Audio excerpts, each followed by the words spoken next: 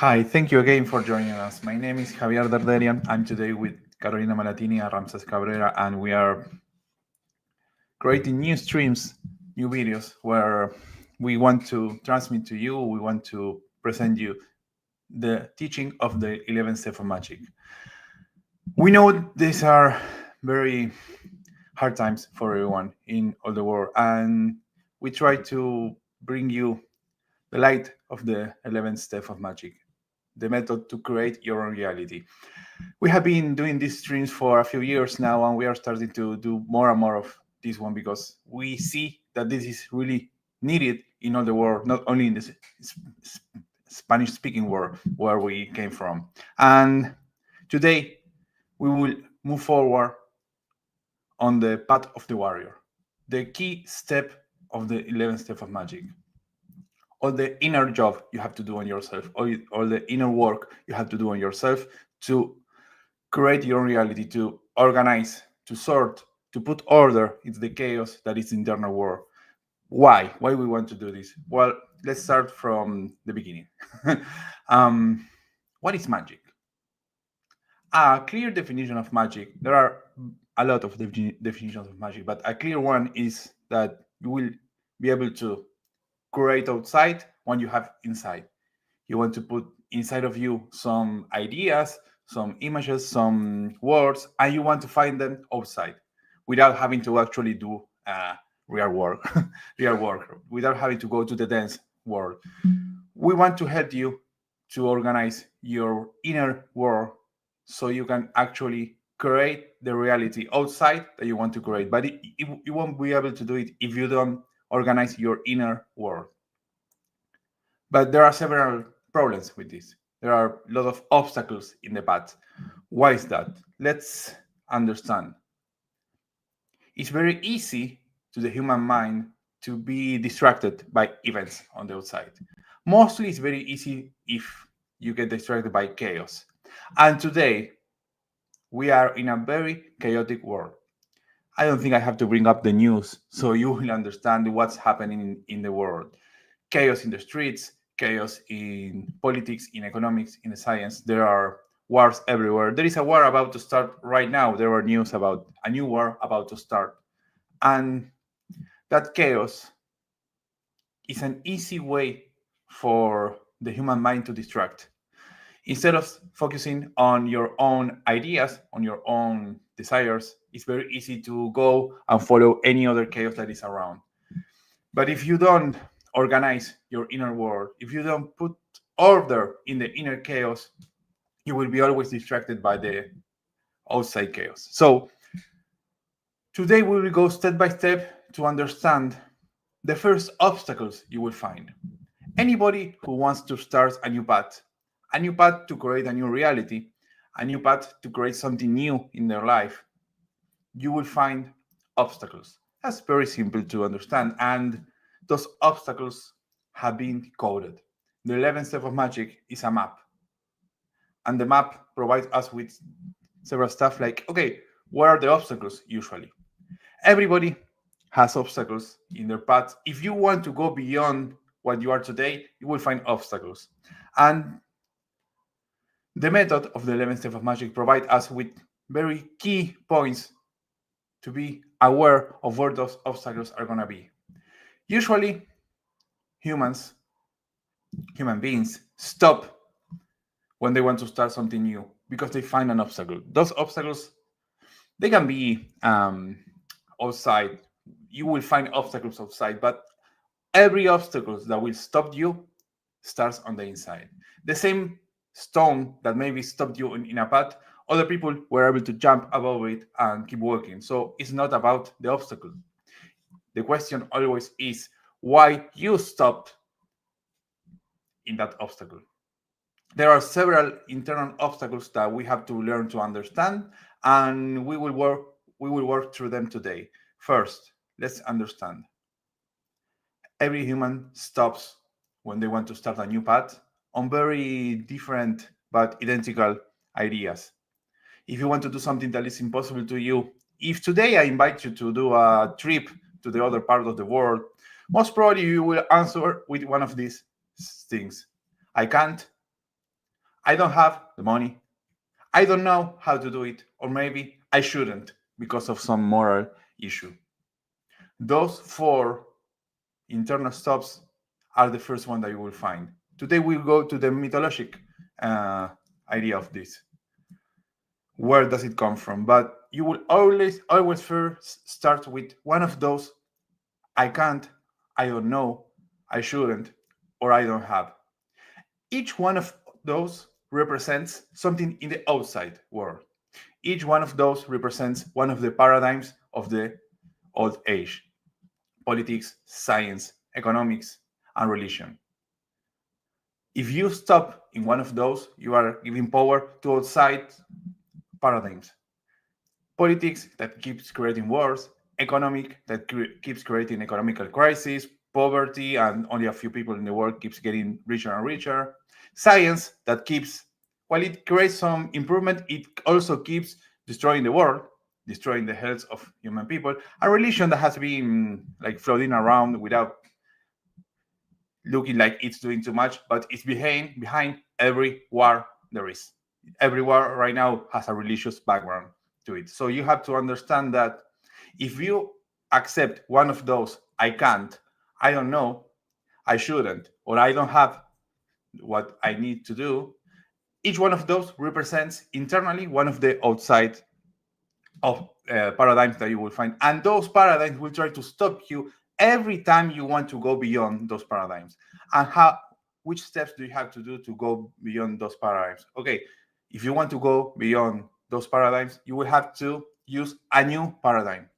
And the 11th step of magic is a new paradigm that will enable you to create your own reality, to create something new in your life, a new result, a new trip, a new something, creating your own reality. No other paradigms tries to teach you to create your own reality. All the paradigms from the old age come from the outside to inside. The political power will let you know what to do, what you can do, and what you can do. The science will let you know if you can heal yourself or you can't because of the science advancements. Religious, the religions say that they are the bridge to God. They don't bring you the power of God inside you. Economics keep always telling you that when there is jobs, there is economic growth outside, you will be able to grow your own business. Okay, all those paradigms starts outside. And if you accept one of the no's that you get, like I said, I can't, I don't know, I don't have, or I shouldn't, each one of those represents one of the outside. So those internal obstacles will always stop you if you accept them. Once you start moving forward beyond those, you will find that a new world opens. But you have to understand, and we will see today in depth, the first obstacles that every myth invites you to go beyond. Why? Because every time you start a new trip, this comes from physics too. You get what you get: inertia. If you want to move forward, there is a force that tries to stop you, to send you backwards. Inertia is a real thing that science says it exists, but luckily we have the method of magic, the new paradigm that will teach us the logic of that inertia internally in our minds. Because if we want to create a new reality outside, we have to create a new reality inside. And we can do that using the 11th step of magic. We have done several streams and video before describing the different steps, the first 5 steps. And now we are working through some of the key teachings that the method of magic provides us to understand and to be able to create a new reality. Now we will move forward understanding the first 3 obstacles that you will find in your life every time, and this is something very real, is every time that you want to start a new trip, that you want to start a new endeavor. And now Ramses will move forward with this. Thanks, Javier, for this wonderful introduction. As he said, my name is Ramses Cabrera, and it's very important to realize that we are in the face of a new opportunity, which is to take this path, whose keys we're trying to share with you through this stream, through these seminars, and many other materials you can also find in our channel. So when you decide to create something, it's this opportunity to embark on an adventure, on a journey towards what you want to create. What you want to create is the great work that you want to realize, that you want to materialize. And once you go forward continually towards that goal, following these 11 steps of magic, you will inevitably be creating coincidences. You will be using chance. It's one of the main tenets of the paradigm of magic. You will be summoning higher forces that go beyond what is available to the human mind, to the human strength.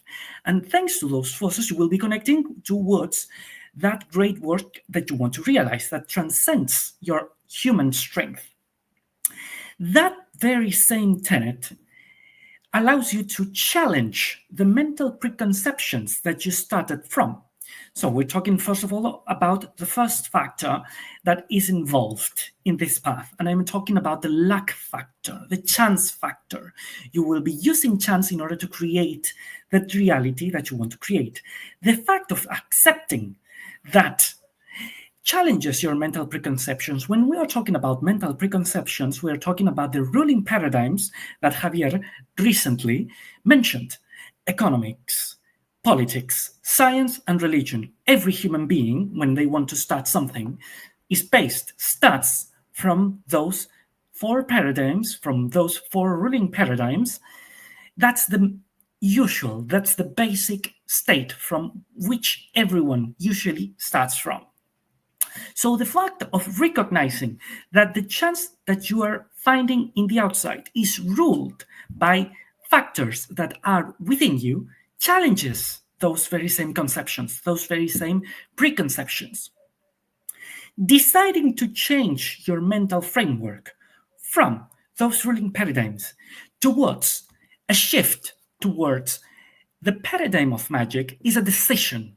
That decision is involved in the biphasic onset factor.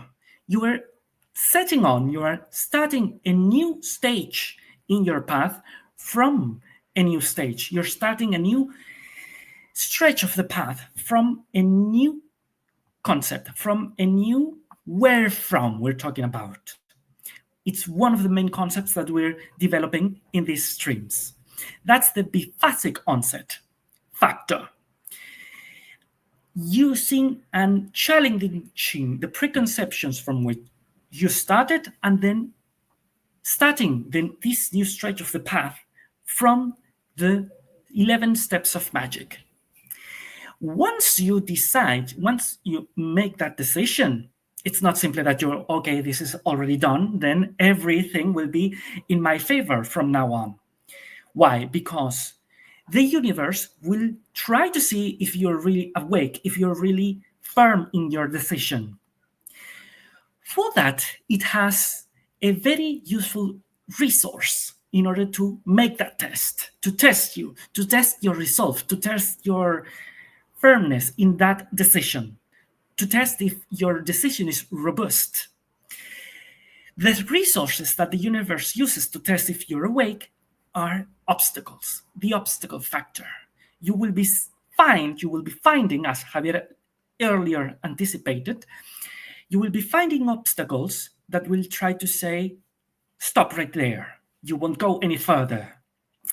Well, the thing is, those obstacles might seem like they're trying to stop you, but they're actually a hidden master that is disguised itself as an obstacle in order to test that result, and in order to signalize that beyond that seemingly contrarian obstacle, beyond that obstacle, there's a valuable thing. It also acts as a guardian in order to see, are you up to the task? Are you up to the resolve that you have committed yourself to? Are you really committed towards the decision that you made when you decided to walk the 11 steps of magic in order to create your own reality with magic. That's very valuable. And valuable things cannot be given to anyone else, like towards anyone who simply says, I want this. No. You have to make yourself grow in order to, okay, I am now up to the task of creating this reality that I decided that I want to make with the 11 steps of magic. That hidden master is using the obstacle factor. And that hidden master is what we call the Sphinx. And the Sphinxes are usually found before valuable places. The Sphinx in the pyramids, the Sphinx in the Oedipus's myth. Okay, so Oedipus wanted to go into a new city. That's something valuable for him. Then the myth said, before that, he will be finding a Sphinx that will be testing him in order to see if he was up to the task. The thing is that even though Oedipus seemingly answered the riddle that the Sphinx told him, he presented him a riddle in order to let him pass towards the city that he wanted to access. Oedipus answered the riddle that the Sphinx presented to him. But the thing is, Oedipus didn't learn from what the Sphinx was telling him, because the Sphinx was actually talking about him. The Sphinx goes this way. It asked, what's the animal that starts walking in 4 legs, then in the middle of the day walks on 2 legs, and then in the final part of the day walks on 3 legs? Oedipus answered, the human being.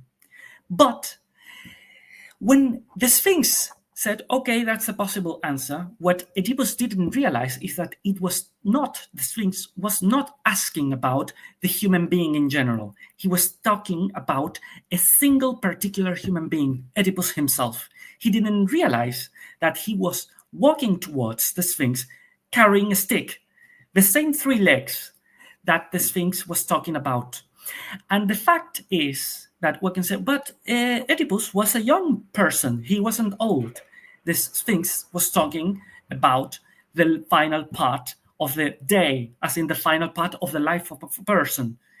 Just very shortly after that, Oedipus arrived to the final part of his myth. And the final part of his myth was a tragic one, where he actually unknowingly killed his father, led with his mother, and that caused a complete tragedy.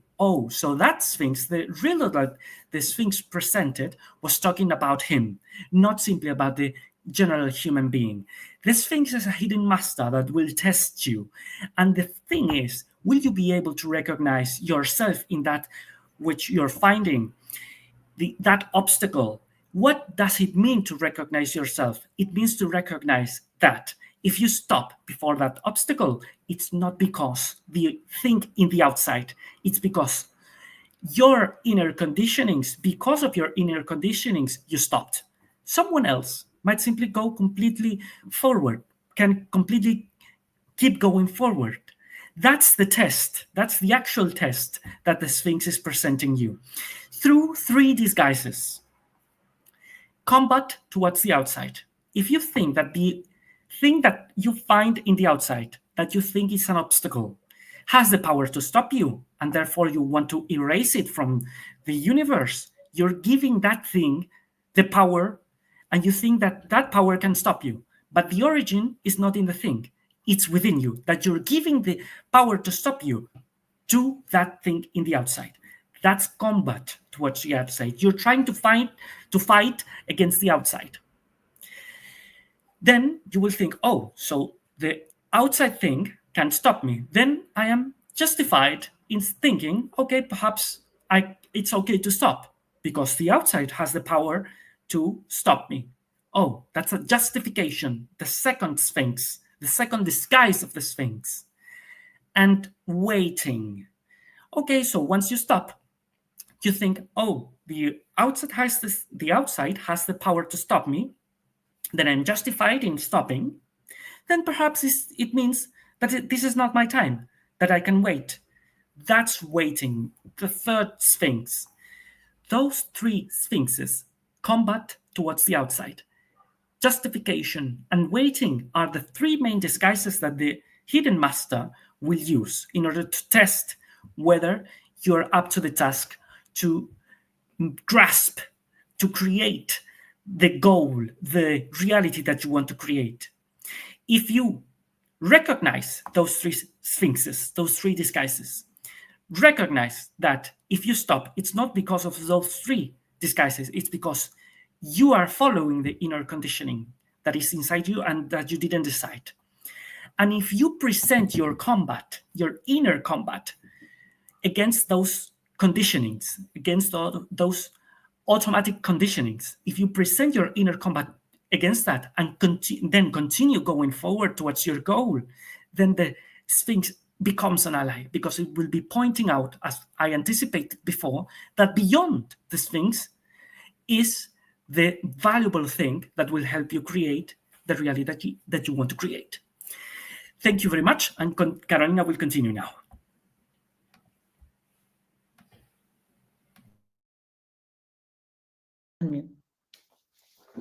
Well, so as Javier and Ramses were just saying, these three forms the Sphinx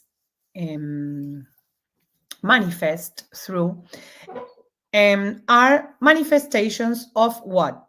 Because Javier was saying four things before Ramses spoke. He was speaking about the four excuses that appear when you try to move forward a result or an objective that you haven't achieved yet. So the four, let's say, thoughts we can say that come to your mind are: I can't, I shouldn't, I don't have, or I don't know. These are the four things you have to take into account when you want to improve yourself as a person and you decide to apply these 11 steps of magic in your life. So you have to think of, first of all, it's going to be an objective, and then we are going to call it results. And at least one of these 4 points has to be the main characteristic of this result. So if you decide to achieve something that you think you can't achieve, or that you think you shouldn't achieve, or that you think you don't have the money, or you don't have enough opportunities, or you don't know how to do it, you will need what? You will need the warrior, as Javier was saying at the very beginning. Once you move forward, these results that we call objective normally in life, but then when we try to apply the 11 steps of magic, we know that it has to have a special name. We have to call it results, and then maybe one day we can explain why is it results and not objective. What is the result? What is it? A result of a calculation or something like that? Well, we can one day develop that, because it's very interesting in itself. So you will need a warrior to move forward. If you have these four, let's say, excuses, or you have to, or you have chosen to do something that you can't, you shouldn't, or you don't have the opportunities, or there is something you don't have, and you, that's your excuse for not doing it. So then you will need your warrior. And one of the first things that appear in your path through that you should go through to achieve that results are the Sphinx, as Ramses has just developed. The Sphinxes are three, and well, you can read a lot in, for example, Greek myths or Celtic myth, where the Sphinx has always been present as a protection for valuable stuff, valuable things, as Ramses was explaining in Oedipus myth.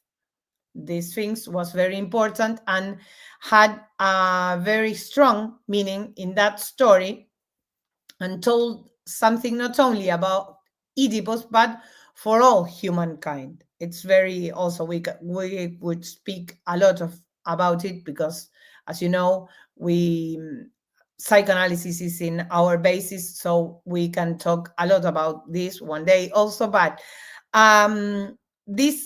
that Sphinx that Oedipus found when he was walking towards he wanted to achieve in life has three different forms that Ramses has already discussed, has already mentioned. Now I'm going to explain a little bit more about this so that you see those sphinxes in life, in everyday life.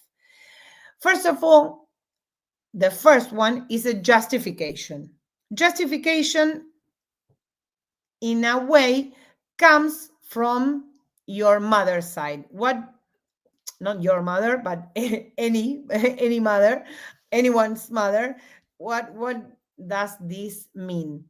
I'm not saying it actually comes from your mother, but we have in our life, everything is polarized in twos. And you know that the first thing that is polarized in your life is mother and father. These are the two the first personal dialect you get to have in your life. It doesn't matter if you have a mother and a father, I mean a woman or a man. It's just two people that are the figures, or mother and father. It doesn't matter if you have two mothers or two fathers, okay? So, but one of these sphinxes is going to come from one of those figures. Of course, it's something unconscious. I'm not saying it's something conscious that your mother is telling you, well, I'm here to teach you how to justify yourself. Of course not. It's not something conscious. But as we know, at the very beginning of life, when you're a baby or when you are a little girl or boy, your mother justifies lots of things that happens in life. And nowadays is even more frequent to justify anything in kids or in children when they misbehave, or they don't want to go to school, or they, I don't know, whatever kids do now, mothers are always there to justify them. In a lovely way, in a nice way. We're not saying that mothers are wrong or anything with mothers is wrong, but mothers always have a justification for kids being this or that way. Okay. Then combat towards the outside. That what I'm going to specify something about justification because maybe it wasn't clear. What is the Sphinx of justification? When you want to go something, you should be going forward and you justify yourself because of something, whatever that something is. For example, you want to improve your business, but you don't do it because you think that is not a good time to spend money on that kind of thing. That is justification. Or you want to build up a career, but you don't think it's a good time because you have to help someone in your family, or whatever it is that you think justifies you for not doing what you want to do. Okay, so that is the Sphinx of justification. And then you have combat towards the outside. As Ramses has just said, that Sphinx is when you start thinking that what you do or don't do is because something is wrong or someone is wrong that is not you.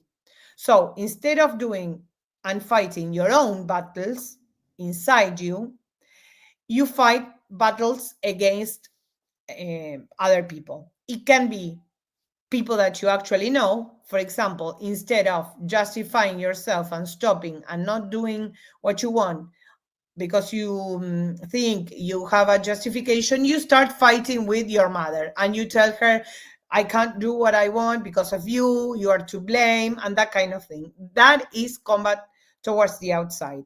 And this is represented in the father, but not it's not the same logic as it is with the mother, but it's more that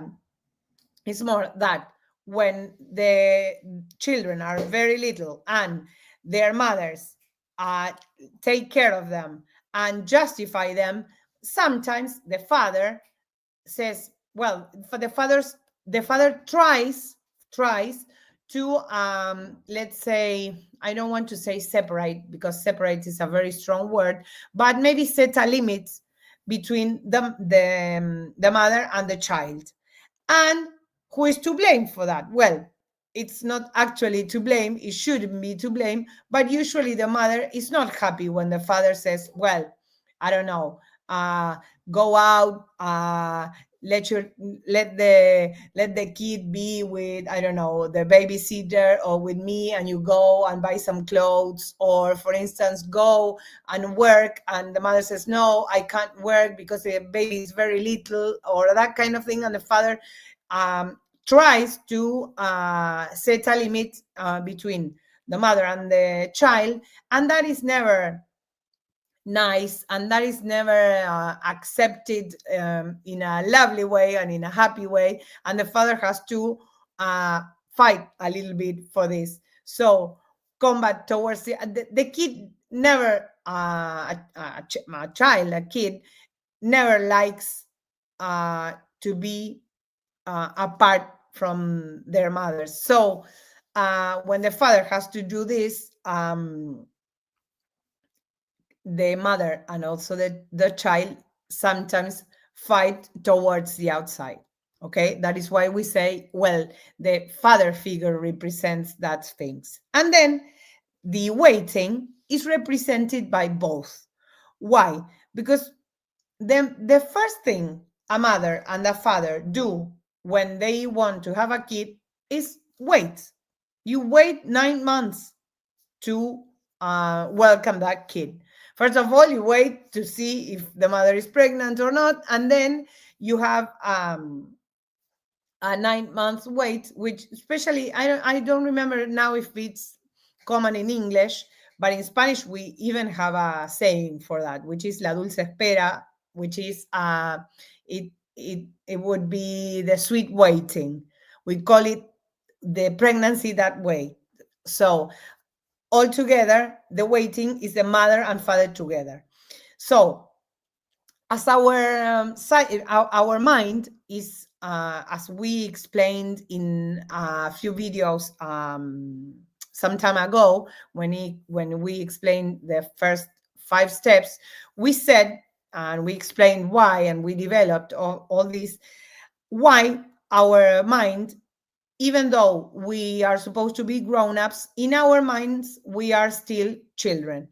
So that's why you still always, when you want to grow up as a person, when you want to improve as a person, you will always find these sphinxes that will try to stop you, as it was when you were a child. So for next time,